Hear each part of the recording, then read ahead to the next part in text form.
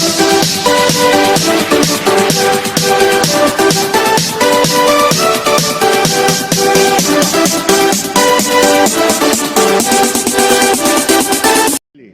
paglilingkod sa bansa. Sa bansa. Kasi hinawa ako ng Diyos. Kasi nawan ako ng Diyos. Congratulations, Mr. President.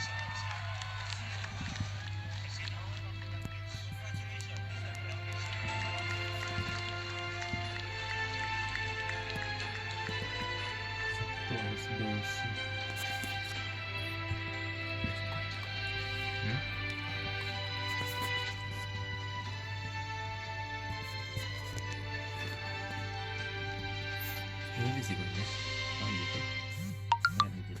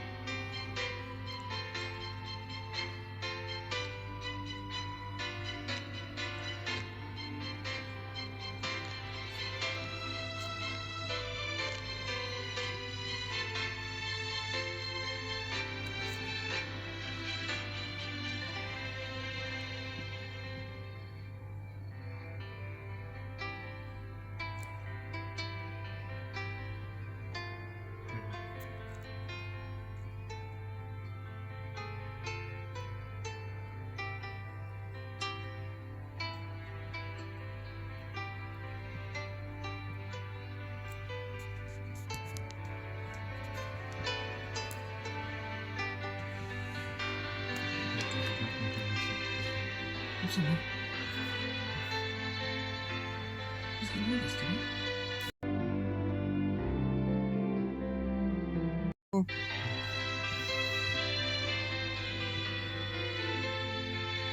Excellencies, ladies and gentlemen, the President of the Republic of the Philippines, President Ferdinand Romualdez Marcos Jr.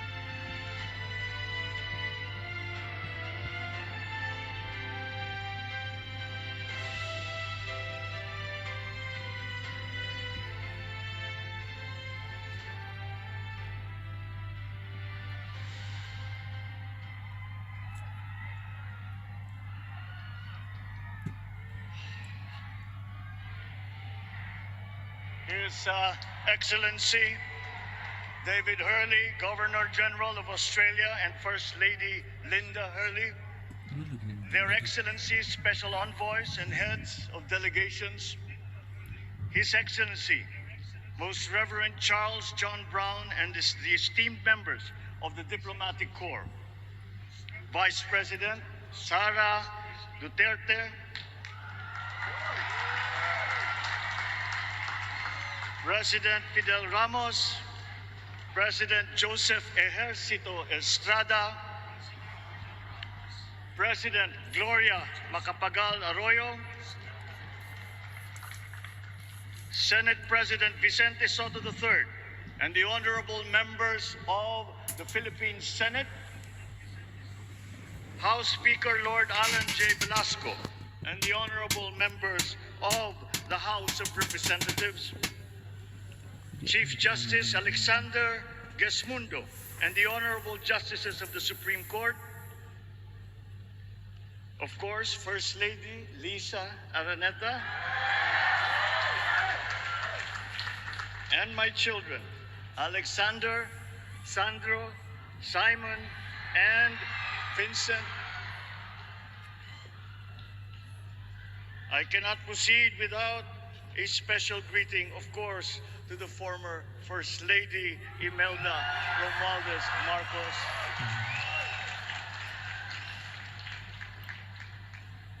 Other distinguished guests, ladies and gentlemen, my friends, ang aking minamahal na mga kababayan, magandang tanghali po sa inyong lahat. This is a historic moment for us all. I feel it deep within me. You, the people, have spoken, and it is resounding.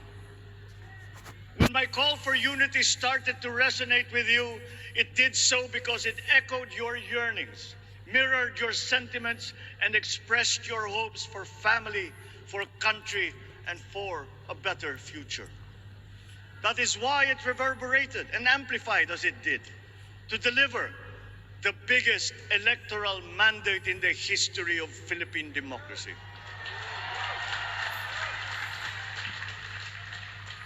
By your vote, you rejected the politics of division.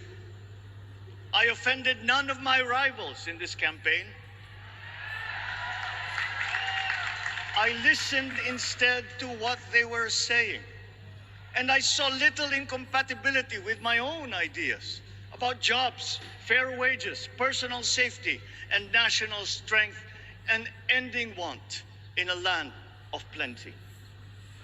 I believe that if we but focus on the work at hand and the work that will come to hand, we will go very far under my watch. You believe that too. At pinakinggan ko ang tinig ninyo na ang sinisigaw ay pagkakaisa, pagkakaisa, pagkakaisa. We will go farther together than against each other, pushing forward, not pulling each other back, out of fear, out of a misplaced sense of weakness. But we are the furthest from weak. The Filipino diaspora flourishes even in the most inhospitable climes, where they are valued for their quality. The changes we seek will benefit all and will shortchange no one. I was not the instrument of change. You were that. You made it happen.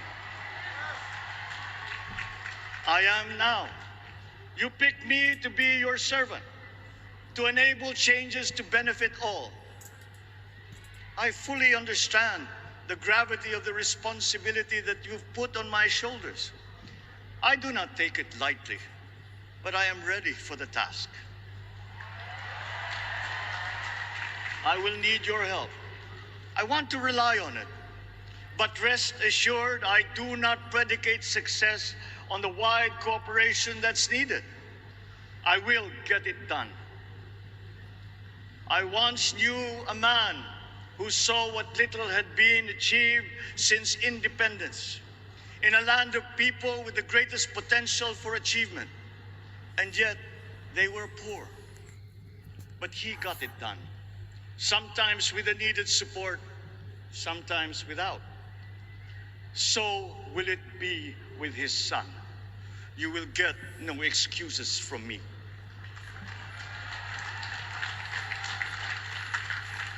I am here not to talk about the past. I am here to tell you about our future. A future of sufficiency, even plenty, of readily available ways and means to get done what needs doing. By you, by me. We do not look back, but ahead. Up the road that we must take to a place better than the one we lost in the pandemic. Gains made and lost, opportunities missed, well-laid plans superseded by the pandemic. Indeed, ours was the fastest growing economy in ASEAN by ways now outdated.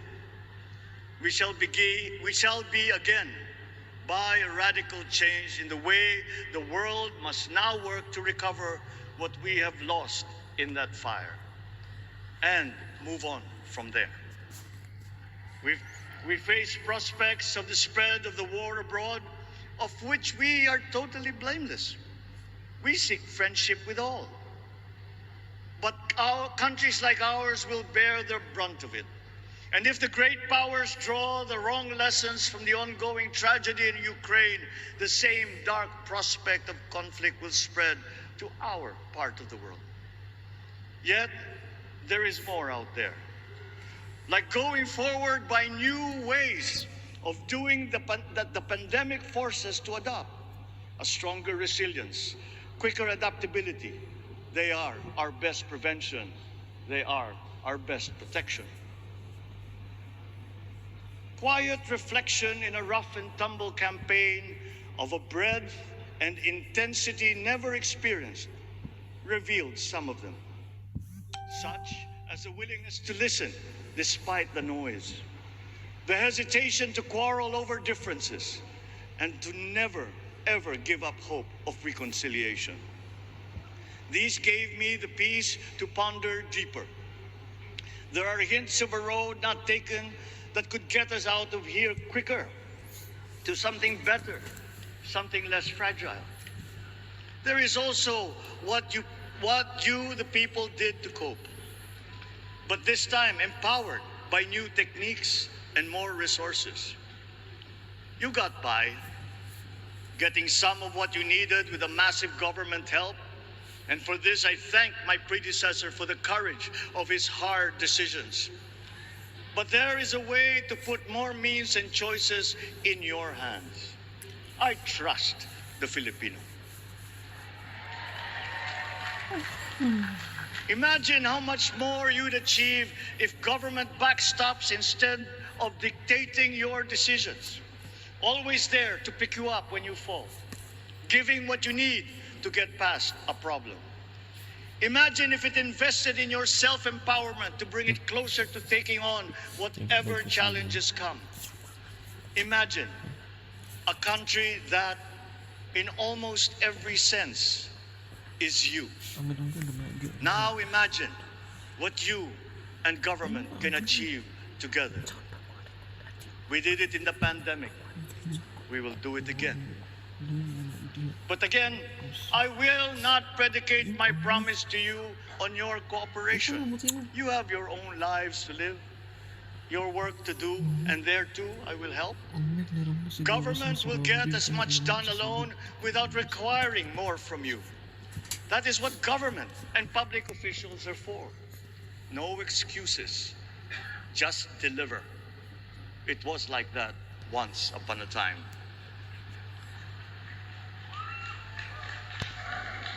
I did not talk much in this campaign. I did not bother to think of rebutting my rivals. Instead, I searched for promising approaches better than the usual solutions. I listened to you. I did not lecture you who has the biggest stake in our success And the forthcoming State of the Nation will tell you exactly how we shall get this done. In this fresh chapter of our history, I extend my hand to all Filipinos. Come, let us put our shoulders to the wheel and give that wheel a faster turn to repair and to rebuild and to address challenges in new ways, to provide what all Filipinos need, to be all that we can. We are here to repair a house divided, to make it whole, and to stand strong again in the bayanihan way, expressive of our nature as Filipinos. We shall seek, not scorn dialogue, listen respectfully to contrary views, be open to suggestions coming from hard thinking and unsparing judgment, but always from us, Filipinos. We can trust no one else when it comes to what is best for us. Past history has often proven that. Solutions from outside divided us. None deepened our understanding. They were always at our expense. Never forget, we are Filipinos. One nation, one republic, indivisible. We resisted and never failed to defeat foreign attempts to break up our country in my father's watch. His strongest critics have conceded that. So let us all be part of the solution that we choose. In that lies the power to get it done. Always be open to differing views, but ever united in our chosen goal. Never hesitating to change it, should it prove wanting. That is how agile, resilient republics are made. Our future we decide today. Yesterday cannot make that decision anymore, nor can tomorrow delay it. The sooner we start, the surer and quicker the prospect of achieving our future. These are troubling times. What's happening to others can happen to us, but it will not. We see what's happening. We are witness to how it is being stopped, and we have seen the glory that crowns struggle against all odds. Giving up is not an option. We've been through times of bitter division, but united, we came through to this when it shall begin again, but better. The campaigns I've run have taken me here where I stand today. I listened to you, and this is what I have heard. We all want peace in our land. You and your children want a good chance at a better life in a safer, more prosperous country. All that is within reach of a hard-working, warm, and giving race. Your dreams are mine. Pangarap nyo ay pangarap ko. How can we make them come true? How can we do it together? But I will take it as far as anyone with the same faith and commitment can, as if it depended entirely on himself. Sa pangarap na maging mapayapa ang ating bansa, ang pangarap nyo ay pangarap ko. Sa pangarap na maging maunlad ang ating bansa, ang pangarap nyo ay pangarap ko. At sa pangarap na maging mas masinang ang kinabukasan natin at ng ating mga anak, ang pangarap nyo ay pangarap ko. We are presently drawing up a comprehensive, all-inclusive plan for economic transformation. We will build back better by doing things in the light of the experiences that we have had, both good and bad. It doesn't matter. No looking back in anger or nostalgia. In the road ahead, the immediate months will be rough, but I will walk that road with you. The pandemic ravaged bigger economies than ours. The virus is not the only thing to blame. What had been well built was torn down. we will build it back better. The role of agriculture cries for the urgent attention that its neglect and misdirection now demands. Food self-sufficiency has been the key promise of every administration. None but one delivered. There were inherent defects in the old ways and in recent ways too. The trade policy of competitive advantage made the case that when it comes to food sufficiency, a country should not produce but import what other countries make more of and sell cheapest. Then came Ukraine. The most vulnerable when it comes to food are the countries furthest away from the conflict, those bearing no blame for provoking it. Yet they face the biggest risk of starvation. If financial aid is poured into them, though it never is, there is nothing to buy. Food is not just a trade commodity. Without it, people weaken and die. Societies come apart. It is more than a livelihood. It is an existential imperative and a moral one. An agriculture damaged and diminished by unfair competition will have a harder time or will have no prospects at all of recovering. Food sufficiency must get the preferential treatment the richest free trade countries always gave their agricultural sectors. Their policy boils down to don't do as we do. Do what we tell you to. I am giving that policy the most serious thought if it doesn't change or make more allowances for emergencies with long-term effects. There is a parallel problem in our energy supply. Sufficient fossil fuel-free technology for whole economies has yet to be invented. And it is not seriously tried by rich countries. Again, consider the response of the richest countries to the war in Ukraine. But surely, a free world awash with oil can assure supplies. Or we will find a way. We are not far from oil and gas reserves that have already been developed. What we teach in our schools, the materials used must be rethought. I am not talking about history. I am talking about the basics, the sciences, sharpening theoretical aptitude and imparting vocational skills, such as in the German example, alongside the national language with equal emphasis and facility in a global language, which we had and lost. Let us give OFWs all the advantages we can for them to survive and to thrive. Our teachers from elementary up are heroes fighting ignorance with poor paper weapons. We are condemning the future of our race to menial occupations abroad. Then they are exploited by traffickers. Once we had an education system that prepared coming generations for more and better jobs. There is hope for a comeback.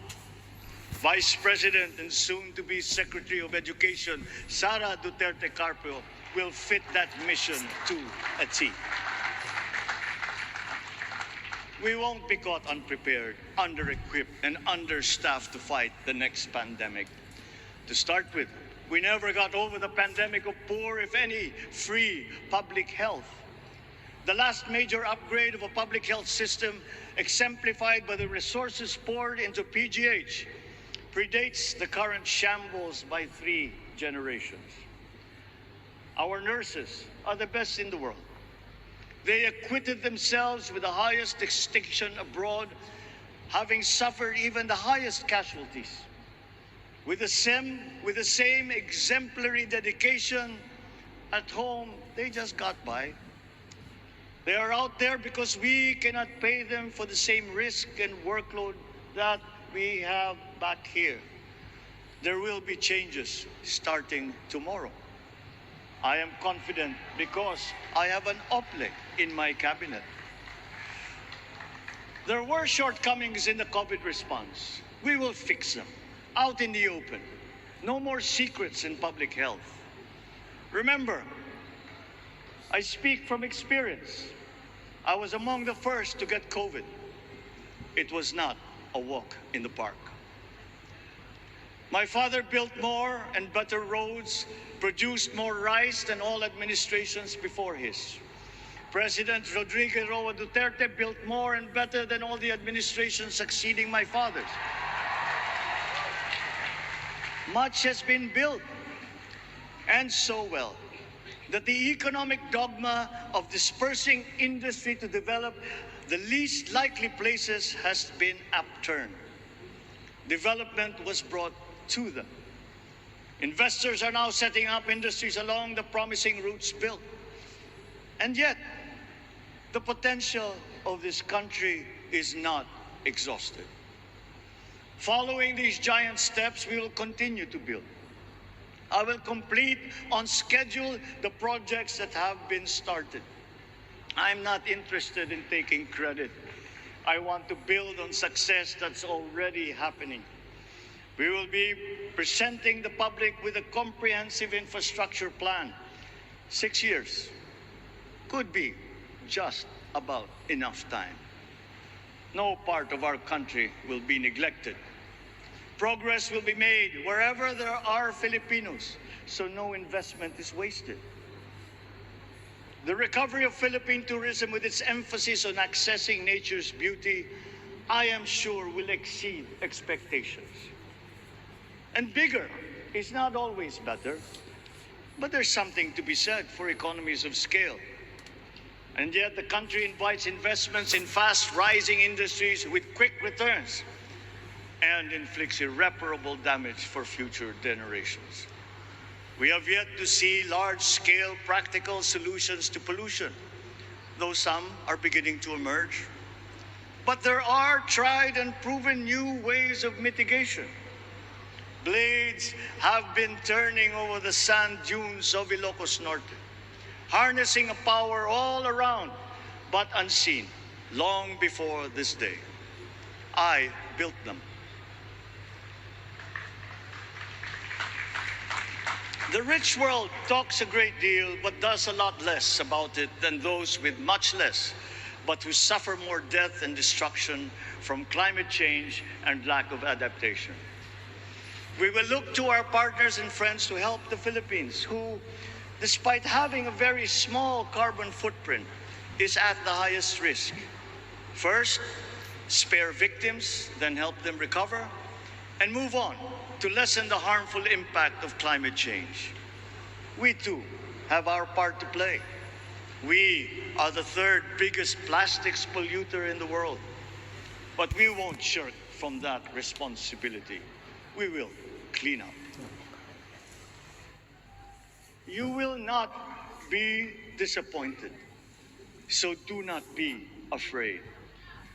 With every difficult decision that I must make, I will keep foremost in my heart and in my mind the debt of gratitude I owe you for the honor and responsibility that you have conferred on me. Whatever is in a person to make changes for the better of others, I lay before you now in my commitment. I will try to spare you. You have your other responsibilities to carry. But I will not spare myself from shedding the last bead of sweat or giving the last ounce of courage and sacrifice. And if you ask me why I am so confident of the future, I will answer you simply that I have 110 million reasons to start with. Such is my faith in the Filipino.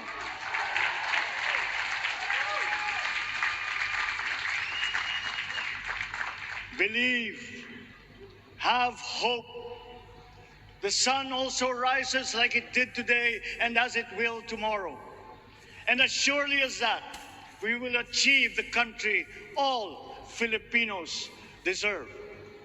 God bless the Philippines. God bless our work. Maraming salamat po sa inyong lahat. Mabuhay ang Pilipinas. Magandang tanghali po.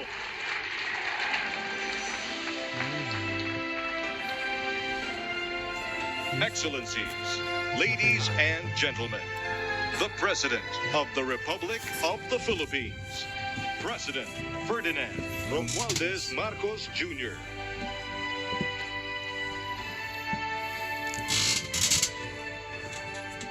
We will now have a photo opportunity with President Ferdinand Romualdez Marcos Jr. May we invite the first family on stage. First Lady Liza Araneta Marcos, Ferdinand Alexander Sandro Marcos, Joseph Simon Marcos, and William Vincent Marcos.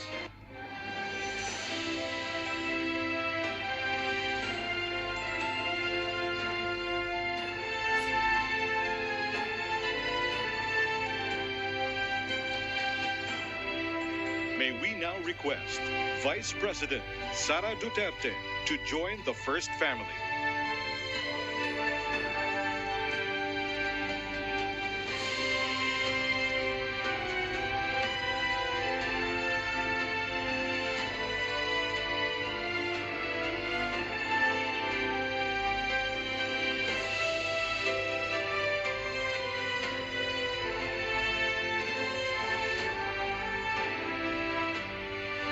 May we now request on stage Chief Justice Alexander G. Gasmundo and Senate President Vicente Soto III to join the first family.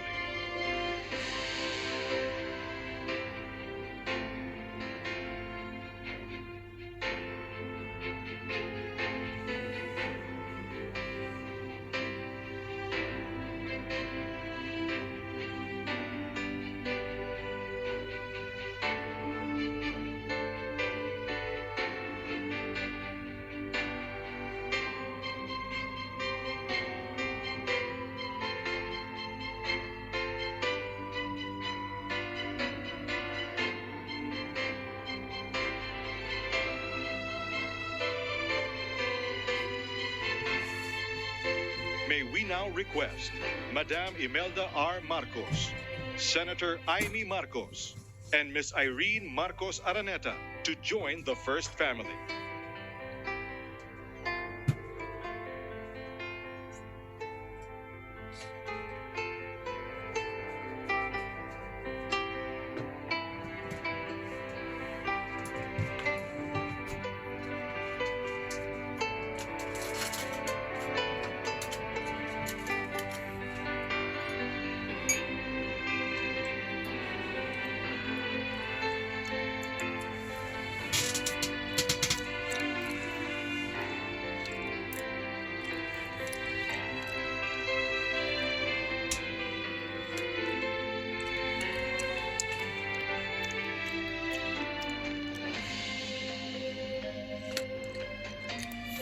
Ano yung si Erin? Hindi rin mo.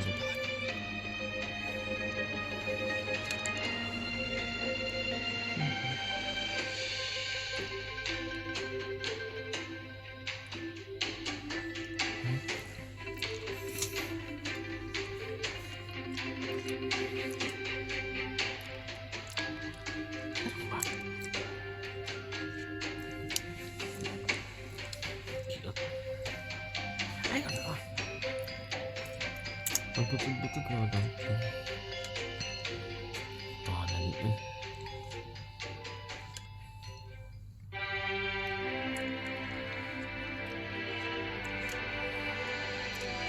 Ay, ko.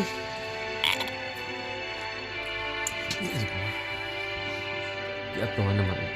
Ang bayan ko'y tanging ikaw, Pilipinas kong mahal. Ang bayan mo'y babantayan, Pilipinas kong